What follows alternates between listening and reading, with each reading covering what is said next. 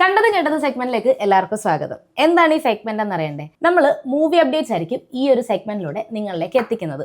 അപ്പോൾ recent movie updates എന്തൊക്കെയാണെന്ന് നിങ്ങൾക്ക് അറിയണ്ടേ? ആദ്യം തന്നെ ഫ്രൈഡേ ഫിലിം ഹൗസിന്റെ 22ാമത്തെ സിനിമയായ പടക്കളം മെയ്യിൽ റിലീസിന് എത്തും എന്നൊരു റീസെന്റ് അപ്ഡേറ്റ് വന്നിട്ടുണ്ട്. ഇതിൽ നമ്മുടെ ഷറഫുദ്ദീനും സുരാജ് വെഞ്ഞാറമൂടും ഈ ഒരു കോംബോ ആണ് സിനിമയിൽ ലീഡായിട്ട് എത്തുന്നത്. അടുത്തതായിട്ട് കുറച്ച് നാളായിട്ട് നമ്മൾ സോഷ്യൽ മീഡിയയിൽ കാണുന്ന ഒരു വീഡിയോ ഇല്ലേ, വിനയ് ഫോർട്ടും ഫഹദും മുടക്കിയിരുന്ന് ഇങ്ങനെ കുറെ സംശയിക്കുന്ന ഒരു വീഡിയോ ഒക്കെ. ആ സിനിമ സംശയം എന്നാണ് സിനിമയുടെ പേര്. സംശയത്തിന്റെ ഫസ്റ്റ് ലുക്ക് പോസ്റ്ററും കഴിഞ്ഞ ദിവസം പുറത്തു വന്നിട്ടുണ്ടായിരുന്നു. ഇതിൽ വിനയ് ഫോർട്ട്, ഷറഫുദ്ദീൻ, ലിജോ മോള്, പ്രിയമത കൃഷ്ണൻ എന്നിവരാണ് പ്രധാന വേഷത്തിലെത്തുന്നത്. അടുത്തതായിട്ട് ആസിഫ് അലിയുടെ ഇനി റിലീസ് ആവാൻ പോകുന്ന സിനിമ ആഭ്യന്തര കുറ്റവാളി. ഇതിലെ പുരുഷലോകം എന്നൊരു ലിറിക്കൽ വീഡിയോയും കഴിഞ്ഞ ദിവസം പുറത്തു വന്നിട്ടുണ്ടായിരുന്നു. ഇതൊരു ഫാമിലി എന്റർടൈനർ ആണ് എന്നാണ് പ്രതീക്ഷിക്കുന്നത്.